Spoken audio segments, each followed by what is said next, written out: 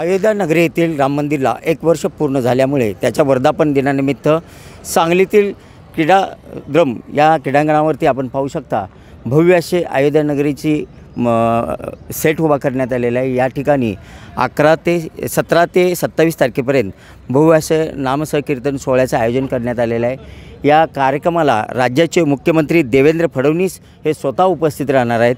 आपल्याबरोबर या संपूर्ण कार्यक्रमाचं नियोजन ज्यांनी केलं ते मनोहर साडा आपल्यासोबत आहेत। मला सांगा सर, कशा पद्धतीनं नियोजन असणार आहे आणि राज्याचे मुख्यमंत्री कधी येणार आहेत?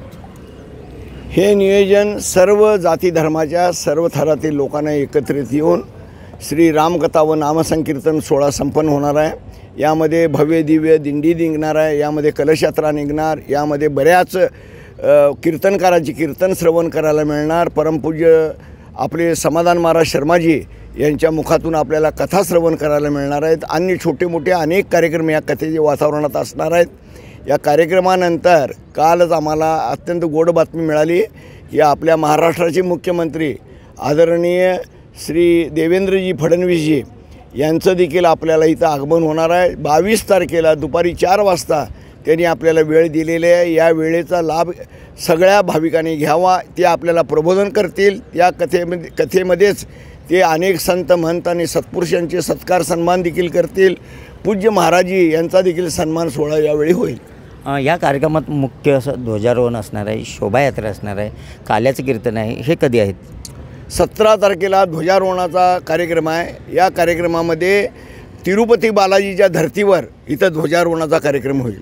खूप मोठा कार्यक्रम असतो, लोकांनी त्याचा आनंद घ्यावा। 18 तारखेला शोभायात्रा आहे सकाळी, त्यानंतर दुपारी कथेला सुरुवात होणार आहे। काल्याची कीर्तन 27 तारखेला आहे। कीर्तन झाल्यानंतर मात्र एक अद्भुतपूर्व अगदी नजारा बघायला मिळणार आहे। अगदी संत सेवा आणि सगळे मिळून आम्ही इथं महादिंडीचं एक मोठं आयोजन केलेलं आहे। या महादिंडीच्या माध्यमातून सगळा समाज एकत्रित होणार आहे। या कीर्तनात रोज रात्रीच्या टायमाला महाप्रसादाची व्यवस्था केली। ध्वजारोहण कोणाच्या हस्ते होणार आहे, काय सांगाल? या ध्वजारोहणाचा जो कार्यक्रम आहे हा आपल्या महाराष्ट्राचं अगदी हिंदुत्वाचं जे एक मुख्य स्थान ज्यांनी घेतलेलं आहे ते आदरणीय श्री संभाजीराव भिडे गुरुजी यांच्या शुभ हस्ते व या पंचक्रोशीतील सर्व संतांच्या हस्ते याचं ध्वजारोहण होणार आहे। नक्कीच आपण पाहू शकता येणाऱ्या 22 तारखेला राज्याचे मुख्यमंत्री या कार्यक्रमाला उपस्थित राहणार आहेत। त्याचबरोबर 17 तारखेला ज्या दिवशी या कार्यक्रमाचं उद्घाटन सोहळा आहे त्या दिवशीच संभाजीराव भिडे गुरुजी यांच्या हस्ते ध्वजारोहण आहे।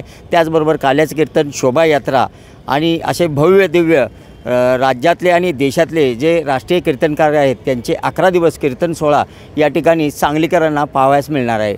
देवेंद्र फडणवीस या कार्यक्रमाला उपस्थित राहणार असल्यामुळे संपूर्ण राज्याचं आणि जिल्ह्याचं लक्ष या कार्यक्रमाकडे लागून राहिलेलं आहे।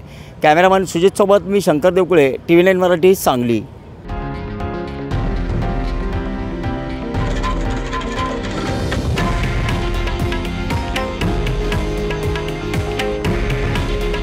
हे आहे देशातील नंबर 1 न्यूज नेटवर्क आणि आपण पाहत आहात TV9 मराठी। काळजी तुमची, हित महाराष्ट्राचं।